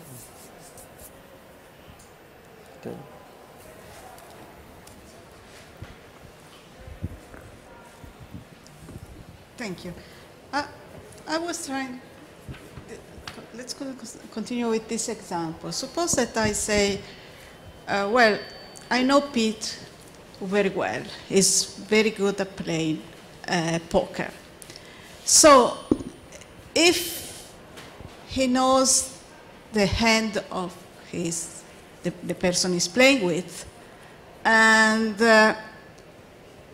if he calls, supposing that he knows the hand of the person is playing with, if he calls, he wins. And on the other hand, I say, well, obviously, if he knows the hand of the person who is in front of him, supposing that he knows the hand of the person who is in front of him, and he has a bad hand or a worse hand than the other person, then obviously if he calls, he loses, but he won't call in that case. That's, I mean, in that case, I can assert in one situation both conditionals, and I'm saying, I'm not contradicting myself, I would say. Would you agree with that? I have a related question. Yeah, maybe. So well, I'm not completely getting the example here, but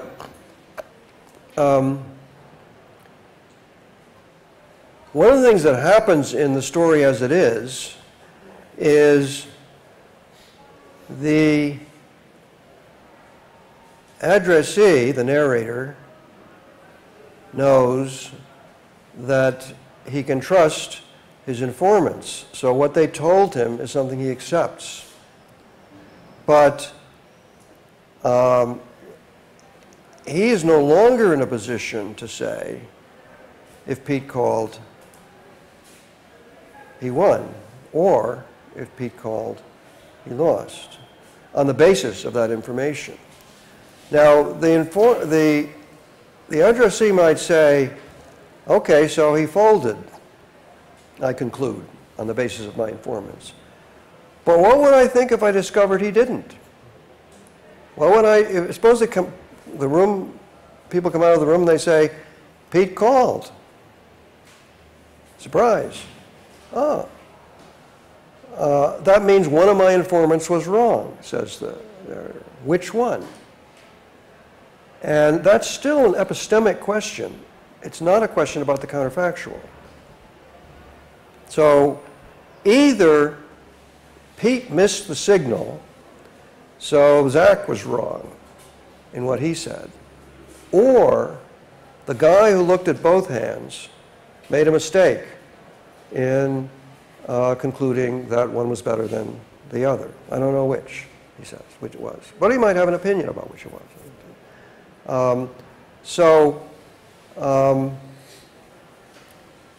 But I don't know. Your example is a little different.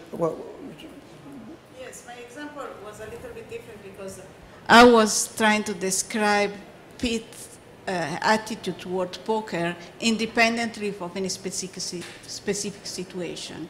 And in that case, I was supposing that I could use both conditionals without contradicting myself. So, In fact, they are not inconsistent, actually. I mean, the two conditionals, I'm sorry, it is related, just a minor clarification. Because sometimes you say, it's a very interesting example, okay? Sometimes you say they're contrary conditional. But in the first paragraph you say they are inconsistent with each other. In fact, they are not inconsistent with each other because they just imply, taken together, they imply that Pete did not call. They're not inconsistent. I mean, so maybe this is related to what you are saying. You are not contradicting yourself if you assert both.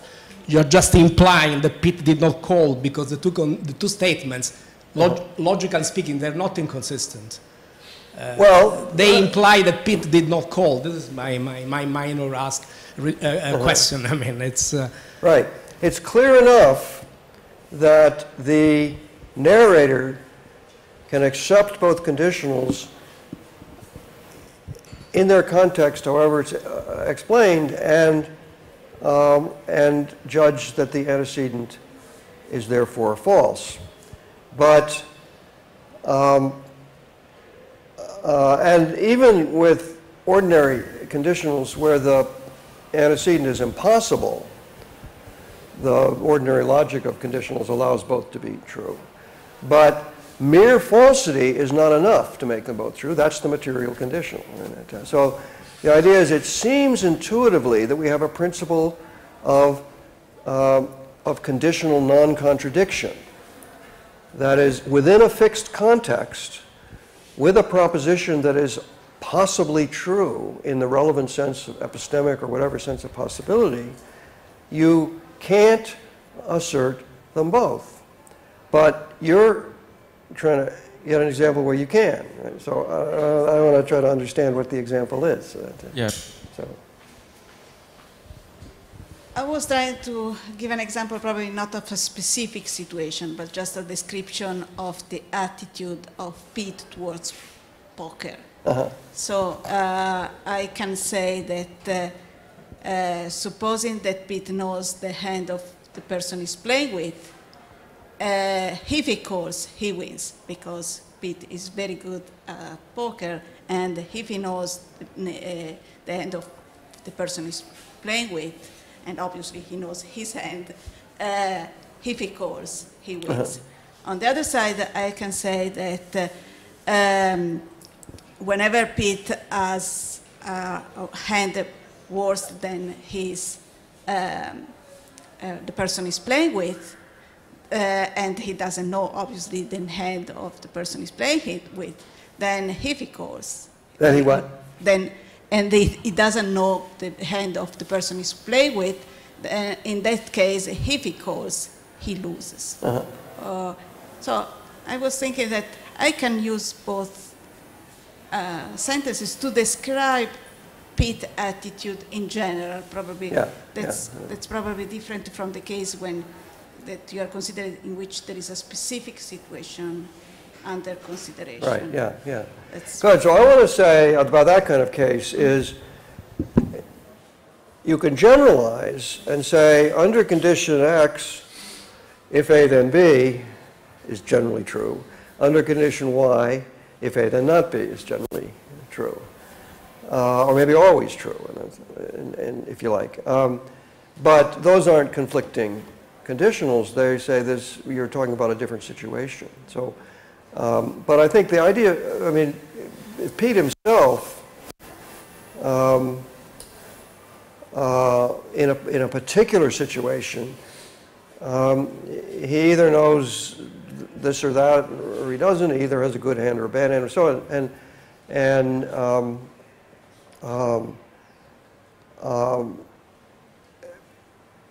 there won't be a situation, I think, where in the particular situation he can assert both. The one with conflicting consequence. So again, as soon as you get around to generics and things, then you get a different story. So it could be that generally, if A then B, when generally is context dependent one way, and when it's context dependent another way, generally if A then not B, something like that. And so you could. I have to look at a lot of examples to see exactly how all those things go. Can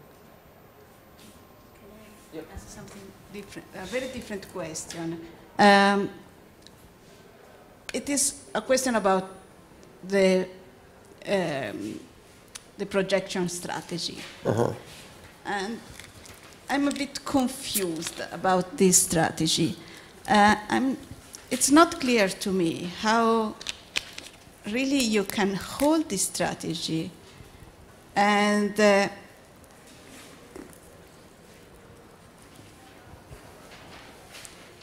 accept that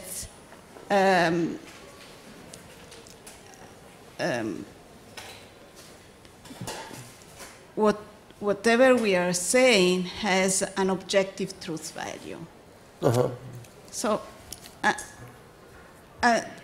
my intuition goes and vanishes, so I'm not sure about what I'm saying. But in the case when you were describing Goodman, when you were saying, so there are certain in certain cases there are certain properties which belongs to certain object which we observe, and then we can project this property also into an observable.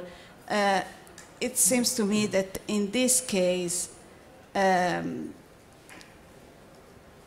we are maintaining a certain kind of objective claims. But there are other cases in which you were trying to describe, for example, Hume, and according to him, the projection is just a projection of our mental associations. So if we project our mental association, how can we be sure that our mental associations are not just subjective and not objective? Or how can we be sure that they are objective and not subjective? That's the problem. Yeah, now, my examples of the projection strategy, again, which is a very impressionistic description of a certain kind of approach, were quite different in one way, and that is that Hume is the least explicit about, I mean, in some ways, it's, if you take the projection to be a simple confusion, as Hume did, then it's clear enough what the confusion is in a certain way. But to think of this as, in fact, a legitimate move of finding in the world something which plays the role that causation plays, and the epistemic role that it plays, it's then Hume's, again, that's imposing something on Hume, and it's much more open-ended exactly what's going on in that case. So I think one of the insights behind Goodman saying maybe dispositions are an easier problem is that the nature of the projection in that case as a conceptual task is much clearer what you're doing. It's not, I mean, projection really is in this way a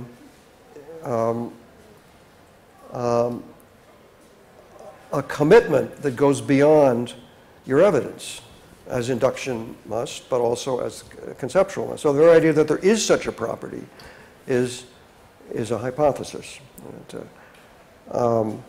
That we have, in Goodman's terms, determined an extension. So we're saying we have an extension that distinguishes things put under suitable pressure and as being the ones that flex and the ones that don't, and that gives you an extensional distinction. It doesn't say anything about the things beyond that, and now we're saying, but we're going to extend that very distinction beyond that. Well, how? Right, and that involves empirical hypothesis, and it's got to say there is a property which explains why things flex, and That's my hypothesis. I'm just assuming that. And if there is, then we should be able to find it in the world. By finding it doesn't mean, opening the box and observing it, because we're not saying it's ever going to be an observable property, but we should be able to find connections between it and other properties, which we have other ways of, which are also theoretical or not observable, but we have ways of testing for them. And so you can think of the project as partly hypothesizing, which has certain consequences for what's, the being, it's a very general assumption that real properties of things manifest themselves in many ways, including unknown ways. Right? And so we have a project of trying to find the property. And that I take to be what, and Goodman does say a little bit more about exactly how that should go. You start looking for generalizations between further inductively supported generalizations between this new hypothesized property and other properties, and applying your inductive rules to those. And in that way, gradually build up a theory which justifies the claim that there is such a property. But it's right that, first of all, if you're wrong in your hypothesis, if your hypothesis is on the wrong track, there really isn't any such property as in the luck case, then the hypothesis that there's something objective will turn out to be false. And so there isn't anything objective. There are beliefs that there is a property with certain features, but there isn't any property. And the very general question for a Humean, if one thinks in terms of this projection strategy, is causal notions. Are they in the world? That's a very abstract property to find in the world. But still, one could say, no, there isn't. There's just regularity and nothing beyond that.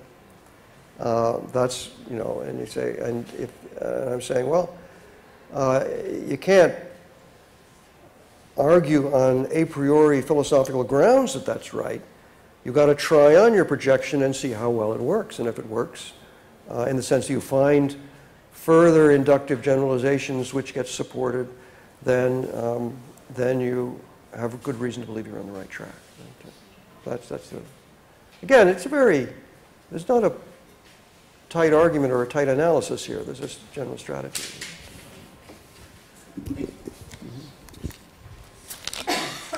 Sandro?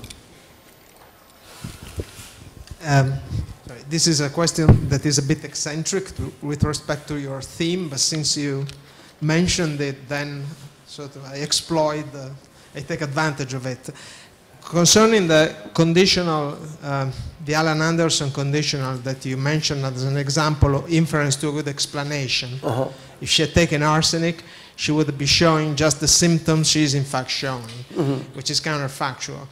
You mentioned that the corresponding indicative conditional is trivial. Now, you're in favor of a unified analysis of counterfactual and indicative conditionals. Now, but this kind of contrast between the indicative and the counterfactual conditional that you mentioned is one type of evidence that Frank Jackson uses to argue that that indicative conditionals are not modalized. They are just material conditionals because so the triviality would be explained if, or the indicative would be explained if it were a material conditional, because there's just one world, and so the symptom that she is in fact showing, there's no comparison between a counterfactual world and the real world. So, any thoughts on that? So,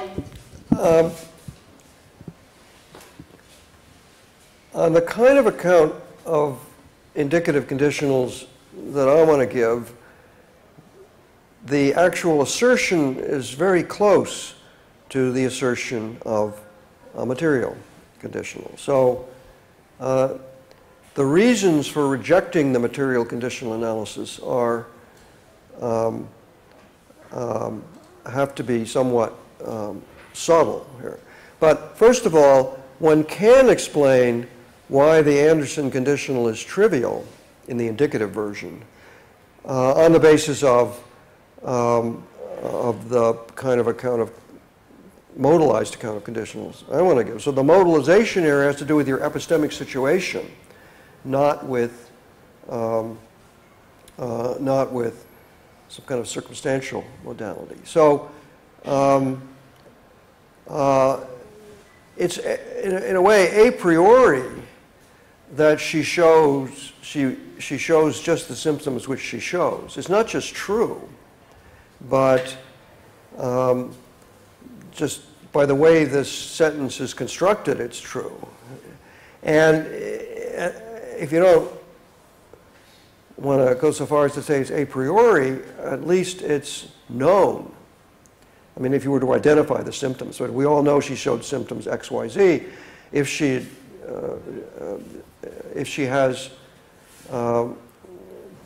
took arsenic, she's showing symptoms X, Y, Z. You're taking it for granted that X, Y, Z are symptoms that we know she showed. So the context, the contextual constraints on the modalized conditional in the indicative case force you to remain with all the presuppositions that you're making. So one of the presuppositions is that she shows the symptoms that she showed, the particular ones. That's common ground between the speaker and the addressee, and that's why it's trivial. Now, the more general defense of or the more general argument against material conditional analysis, I think, I mean, part of the place where Dorothy Edgington and I are in total agreement is with the kinds of arguments she gives for that. So her argument for the non-truth conditional, non-truth functional, non-truth conditional view generally is, well, if it expresses a proposition at all, it's got to be the material conditional. But it doesn't, for the following reason. And for the reasons she gives are all the reasons we have for dismissing the material conditional analysis. I mean, arguments that seem invalid, I mean, it seems that grounds for denying conditionals. You don't deny if A then B, because it's not required to deny if A then B, that you know that A is true and B is false. This is the argument she talks about for the existence of God, which says if we how does it go? If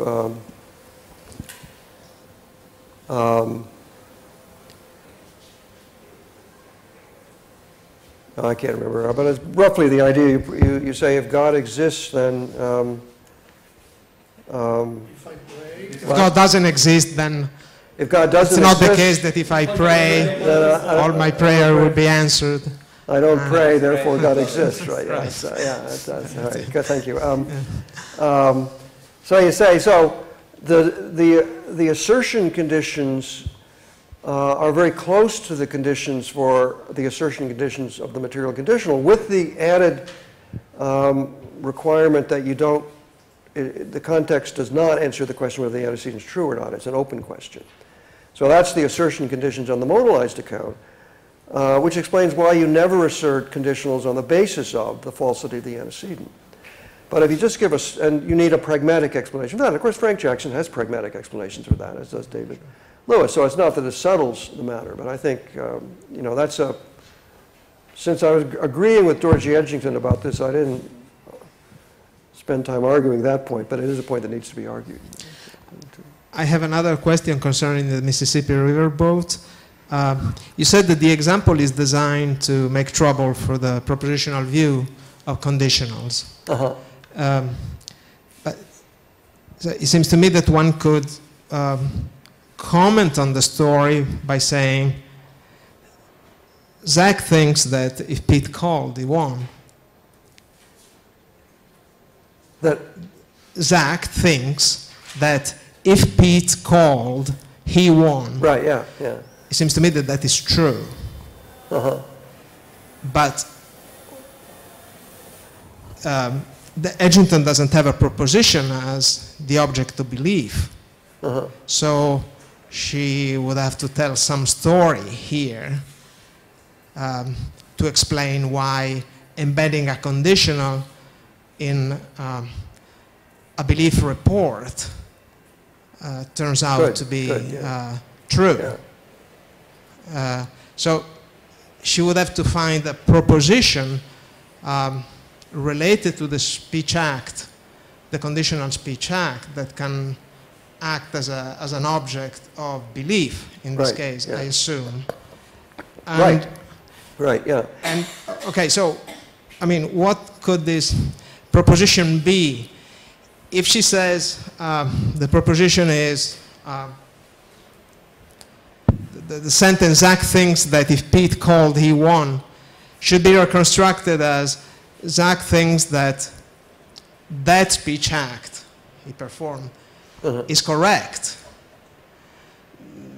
I mean, that's sort of the most plausible, I know, most plausible is a big word, but seems to be one way to reconstruct it. But then suppose that not only Zach, but Mac also said, if Pete called, he won. I want to say that they believe the same thing. Right. But according to this reconstruction that I gave of the object of belief, they don't. Good. So, first of all, I've taken the main reason for wanting to go with a propositional account as connecting with cases where a propositional account works better. But the issues you raise are additional considerations, I agree, in support of a propositional account. That is, we naturally say these things are true. And we naturally want to identify what different people say, even if they say it for different reasons. So even if one person says, if Pete called, he won for one reason, and another person says it for another reason, we want to say they said the same thing. And maybe either both were right or they both were wrong. But that further thing can be problematic, because to the extent that we're forced to say, and we want to say anyway, that the indicative conditionals are highly context dependent and depend very much on the particular epistemic situation involved, then change the context and you may be one speaker versus the other, even if they say the same thing rather than contrasting things. I mean, they utter the same sentence. The question whether they said the same thing, if they were in different contexts, is much less clear, I think. But I think the embedding issue you raise is a good one. We do want to say,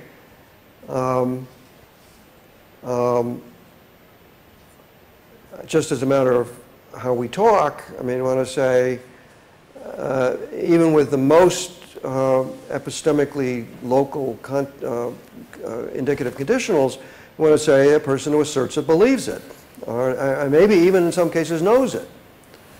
And also want to say it's easy to say it's true. What he said is true. So that's work to be done for somebody who has the Gibbard kind of view. He's given me a lot of work to do in reconciling my view with these facts. But there are also problems for the anti-propositionalist in these cases.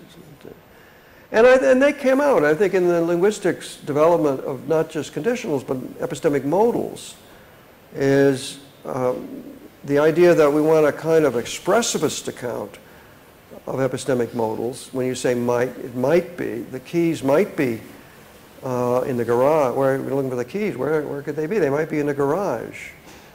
What is that saying? Is that an assertion of a claim? It's true that they might be in the garage? Turns out they're not.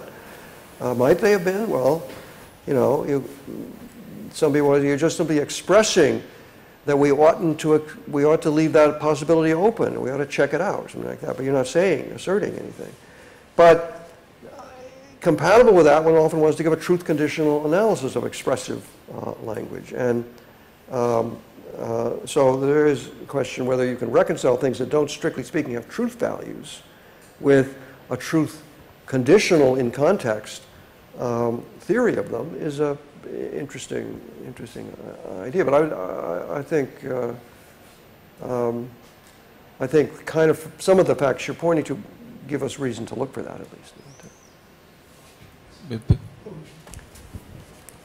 Well, just another curiosity about the example of slide 8. There seems to be a connection between particular Zach's claim, or if you want, even Jack's claim, and McGee's putative counterexample to modus ponens.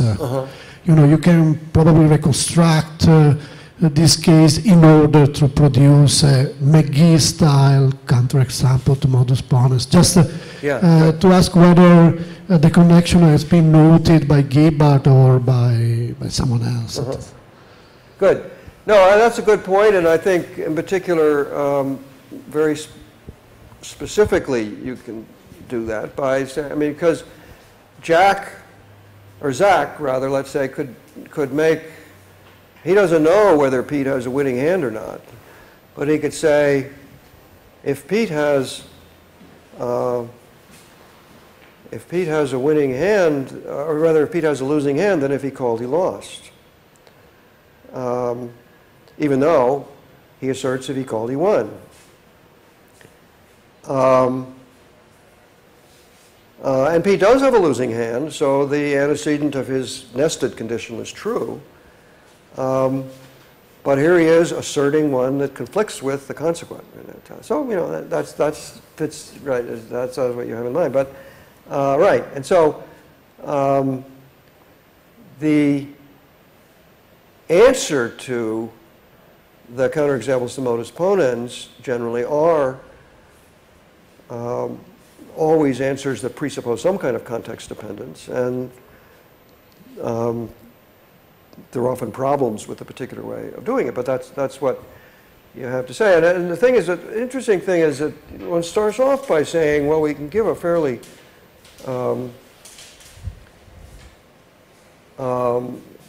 traditional view of the truth conditions, which is what my kind of theory does, and a systematic theory of context, which helps explain uniformities in the context shifts. And other people come along and say, well, look, these uniformities ought to be built into the semantics. And if you build the uniformities into the semantics, then you may say there's a sense in which modus ponens is, strictly speaking, invalid. Right? And that's the kind of way when McGee and these other people do. And other dynamic semantics and people who talk about some ought cases and so on, it's all, it's not that it's radically different in the story to be told about what's going on. It's more the theoretical mechanism you're using draws lines at slightly different places. I think. But it's good observation. Okay. Last question by Tobias. Thanks. Yeah, so I have a question about the projection strategy, and I was a bit confused in one of the earlier responses or questions. So maybe if you can just clarify. So the way I took it, what you said was something like this. The projection strategy is that we have reasons to think that projections like causation or something like that track real properties, things in reality, if the projections help make sense of the world, empirical data help us make accurate predictions or something like that. Okay, so, but that seems compatible with the Humean picture. So you have rigid patterns or regularities, then talk of causation tracks those in some interesting sense, but you can still be an anti-realist about, or not take the talk in a literal sense. You just think that, you know, you track the patterns or something like that, without thinking that there is a property causation that fills in the gaps between facts or the points of the pattern. So I read this as I read Hume as being a metaphysical anti-realist instrumentalist about causation. So my question is, does projectivism aim for realism about the projected notion, concept, thing picked out, or does it just aim to track patterns? And then in what way does it really contrast with the Humean picture? Good, good. Okay, so I'm sympathetic to a very general strategy for answering that question, which is Quine's strategy. I mean, Quine said, look, Carnap said we should be pragmatists about the frameworks we adopt. I'm saying, says Quine, we should be realists. That is, and that's because the distinction between choosing an instrument, an instrumental, or giving an instrumental justification for one's theoretical commitments, and giving a realist justification in the sense of saying we have epistemic reason to believe that the world is that way when a theory works well. So while in some ways Quine would say he's a pragmatist, he wants to say being a pragmatist, which seems to go with more being an instrumental means of assessing one's theories. But there isn't really a difference between being a pragmatist about one's theoretical commitments and being a realist about them. This goes with the idea that there is no ground level fact which we're definitely realists, we're all realists about. And then a layer on top of that about which there can be question whether it should be a realist or an instrumentalist. And, it's rather that we can't even form the most basic descriptions of the world with which we begin unless we have some theoretical resources. So the idea is that trying to be an instrumentalist, but also to make a divide between the things we're realists about, the ground level, and the stuff we're more instrumentalist about, requires this division, have some strong metaphysical motivation behind it. And again, Quine would say, look, conceptually, it's ordinary physical thing talk we start with, and that's theoretically loaded. Going to phenomenal properties is stepping backwards to something more theoretical. And that's why when Quine emphasized the empiricist base, the base in experience of evidence, he wanted to say, but we got to describe experience in terms of theory, sensory stimulation and stuff. And all that presupposes a world in which there's things giving off rays and stimulating the eyes and all this kind of stuff. So he has a physicalist conception of fundamental experience, which means that's not the epistemic base of our theory. So I think my arguments, or at least claims, that that we don't have a clear base, a supervenience base of fact to distinguish from the natural necessity notions, but rather those are involved all the way down, goes with the Quinean idea that we don't have a clear distinction between instrumental and realist. Does that help? Okay. So I guess we can, thanks again. Hey, thank you. And see you tomorrow.